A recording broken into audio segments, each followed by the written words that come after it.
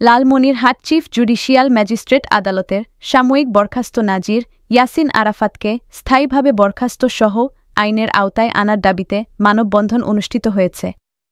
বুধবার police super কার্যালয়ের সামনে সচেতন নাগরিক সমাজের ব্যানারে এই মানববন্ধন অনুষ্ঠিত হয়। মানববন্ধনে ঘুষখোর নাজিরের এমন কার্যকলাপের নিন্দা জানিয়ে সাংবাদিক, ভুক্তভোগী, সাধারণ মানুষ ও বৈষম্য বিরোধী ছাত্র নেতা অংশগ্রহণ করেন।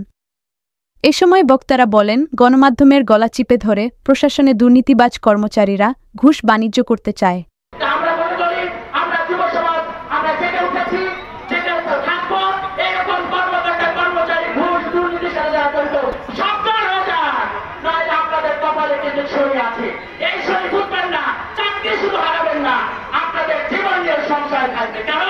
বাংলার মানুষ এখন জেগে উঠেছে, খুশি উঠেছে।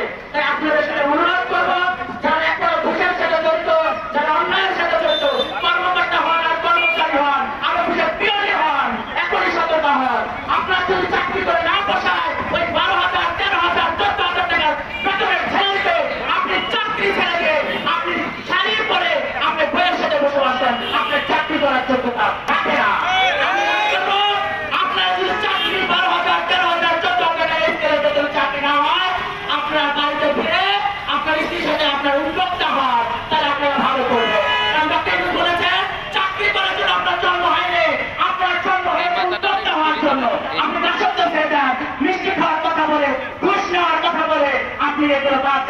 তাই আমরা অনুরোধ করতে চাই, লালমনিরহাট জেলা সুশীল সমাজের পক্ষ থেকে আমি বলতে চাই, যারা এখনো ঘুষের সাথে জড়িত, অন্যায়ের সাথে জড়িত, কিংবা অফিস আদালতে গেলে যাদেরকে মিথ্যা প্রতারণা করে টাকা নেওয়া দাবি করা হয়, মিষ্টি খাওয়ার কথা বলে 20,000, 10,000, 40,000 টাকা নেওয়া হয় এবং লাল ফিতার দূরত্ব এখনো কমেনি।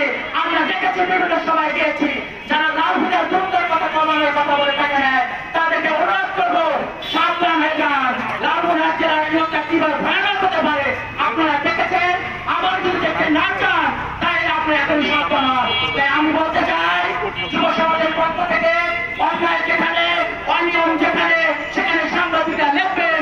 যুগে যুগে বিপ্লবের পেছনে সাংবাদিকদের বড় ভূমিকা রয়েছে।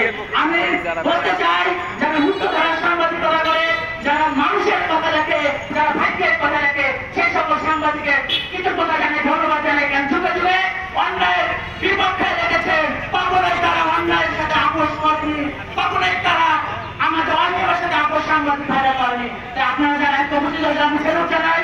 আমরা দেখতে পেয়েছি যে লালমনিরহাট জেলার মানুষ সবসময় শান্তিপ্রিয়, সবসময় ভালোর পক্ষে কথা বলে।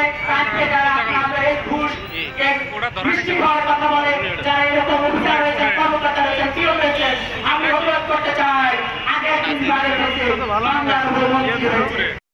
গণমাধ্যমের স্বাধীনতা হরণ করে সাংবাদিকদের লেখনী বন্ধ করা যাবে না। তারা বলেন, সাময়িক বরখাস্ত নাজির ইয়াসিন আরাফাতকে অবিলম্বে স্থায়ীভাবে বহিষ্কার করতে হবে।